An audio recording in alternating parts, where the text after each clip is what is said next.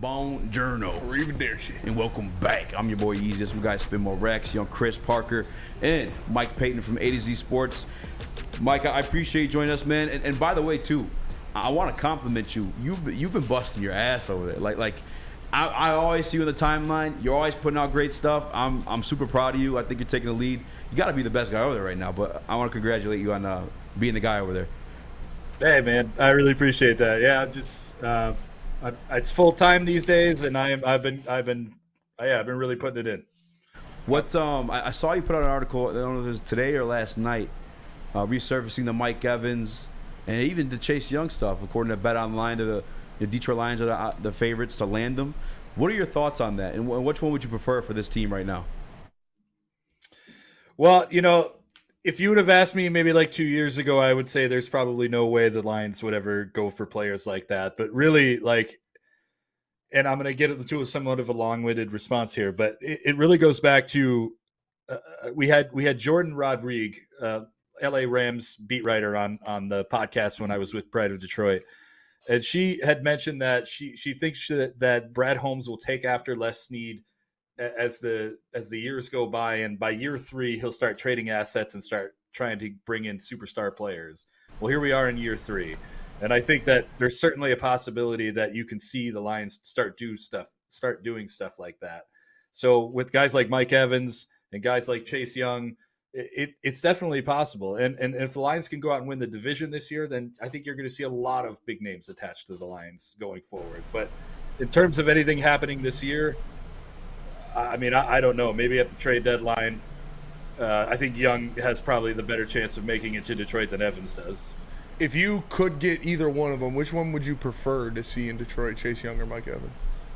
Oh, Mike Evans, all the way. I mean, I think the Lions are pretty set across from Aiden Hutchinson. They've got this, John Kaminsky and Romeo Okwara, and they're able to kind of maneuver those guys around and flex them in and out.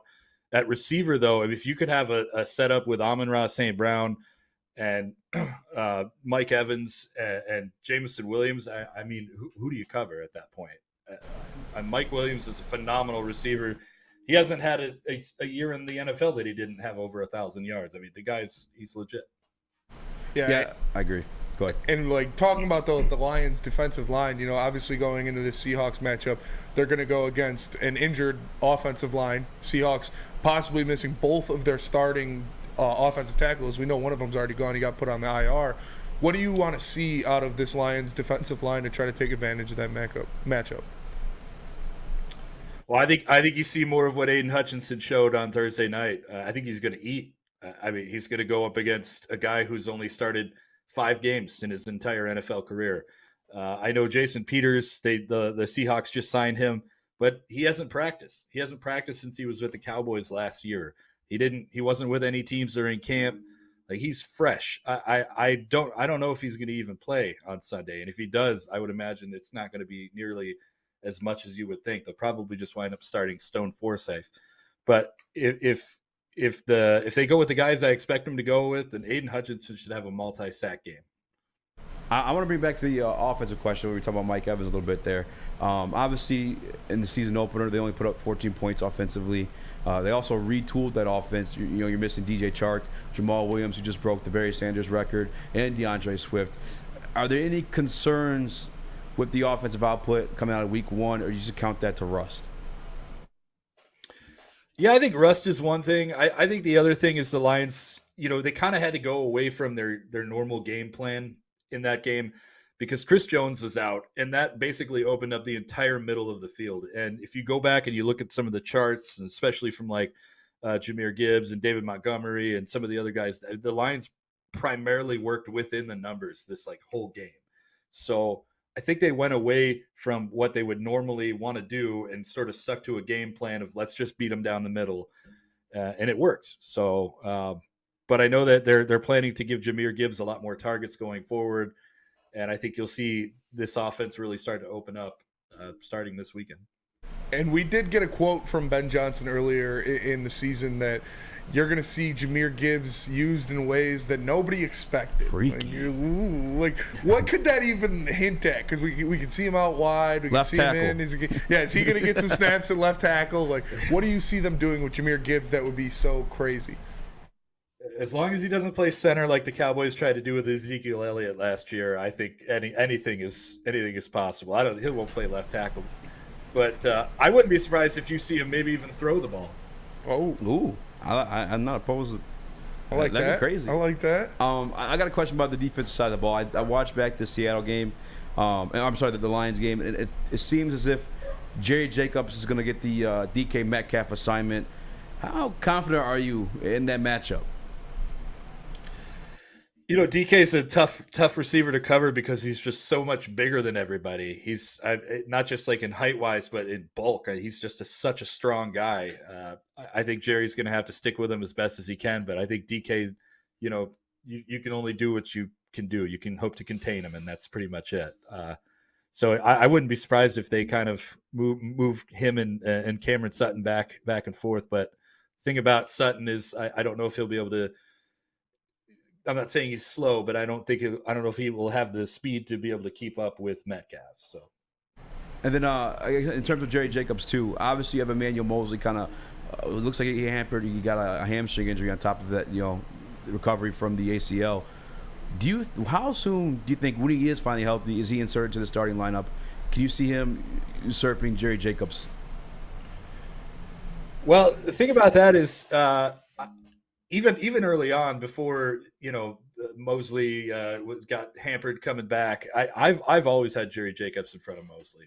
I've always had him as the cornerback too, and I think even when Mosley comes back, I think Jerry Jacobs will still hold that roll down, and I think he's a great corner. I think that he's earned that spot, and when Mosley comes back, he'll be really, really good depth. And, sticking with the defensive side of the ball and a couple guys that were missing in week one, obviously without their tackles, Seattle's going to want to run the ball. They have a great back to do that in Kenneth Walker. Have you heard anything about Broderick Martin and Isaiah Buggs, those two guys that were supposed to be, a critical piece of the Lions' interior defensive line rotation that were both missing week one? I haven't heard anything in particular about either of them, other than Broderick seems to be like he's going to be like a project. I don't mean that's going to take a long time. It's not going to be a project like some of the other athletes we've had in Detroit that were like Sekou Doumbouya was a project. It's not going to take that long. I hope not. Like he I think you'll see his snaps increase as the year goes on. I think Buggs will probably play this game. I would be shocked if he misses the second game. What are the concerns you have in this Seattle Seahawks matchup? Is it the receivers? Is it the run defense? Is there anything, or you got the Detroit Lions just mopping the floor? These guys. No, I think you got to be concerned about a team that put up almost 50 points on you last year, and they really didn't have much changeover. That's pretty much the same exact offense that's coming in here, with the addition of Jackson, Smith, and Jigba. So. I'm worried about their receivers. I'm obviously worried about Kenneth Walker. I'm worried about Geno Smith because Geno is, while he didn't have the greatest week one, he was the most accurate quarterback in the league last year. I think he had 69% completion percentage, which is nice. I think there's definitely a reason to be concerned about their offense for sure.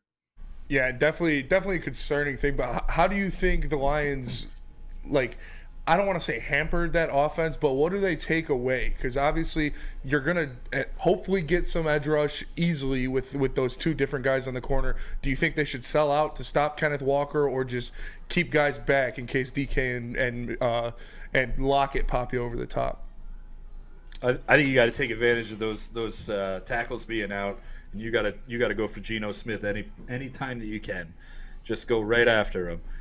Stop the run. That'll certainly help keep Kenneth Walker hampered a bit. But yeah, you just got to make sure that you've got good coverage down there against Smith and Jigba, Lockett, and Metcalf. But yeah, I would definitely be rushing the passer as much as possible. Mike, you're G. I know we're just peppering you with questions right now. I appreciate you staying for the extra segment. That's all right. I do got to ask this. We're all kind of excited about this rookie class. And every rookie class. It's different this time. I know that's usually the case. You're excited about rookie class. But this time we're allowed to be excited about these third rounders, these second, everyone all around. It's a beautiful thing. If you had to power rank your expectations for this rookie class, I guess who do you think is going to be the biggest stud coming out for the Detroit Lions? Like in the long term or just this year? I mean, do both if you like. This year. Brian Branch, without question. Like, Brian Branch has every tool that you would like. He could be a Darrelle Revis type corner. Like, he could be one of the best in the league. He has every single tool that you could possibly ask for. It racked my brains every night wondering how this guy wound up going to the second round. It's just insane. He might be the best defensive player in the entire draft. And I know I'm not just saying that because, you know, the Lions are the team that I cover, my team. Like, this guy is special. That's so awesome, especially he slipped through round two. And you know he's got the chip on his shoulder because he came back the next day. He's like, I'm walking across this stage. I deserve this moment. Mike, we appreciate you for joining us, man. Before we let you go, you know, give us your final score prediction for the game and then tell the people where they can find more of your content. Oh, boy. Okay. Well, I think they're going to – I think it's a Lions win, and I'm going to go with – I'm going to go 28-16, Lions win. And you can find me on Twitter at A_Peyton. And you can find all my Lions content at A2ZSports.com/Detroit. We're hitting you with a ton of content all the time. So anytime you guys are looking for Lions news or whatever it may be, we are on top of it, and we take pride in what we do over there. So come and visit us. And even if you're a guy who doesn't like the Lions and you like some other team, go check out all our other guys too. We got a bunch of great writers on staff. Mike, real quick before I let you go, Speedy's got this nickname for Jack Campbell, Meat Missile. I'm not the biggest fan of it. Can we get your thoughts and opinion on it? Meat Missile goes right up through the middle. Mike, I appreciate you, brother. Thanks for joining us, Mike. Appreciate you a lot. For sure. See you guys. Mike's the man. Make sure you guys check him out. Constantly pouring out Detroit Lions content. Good reads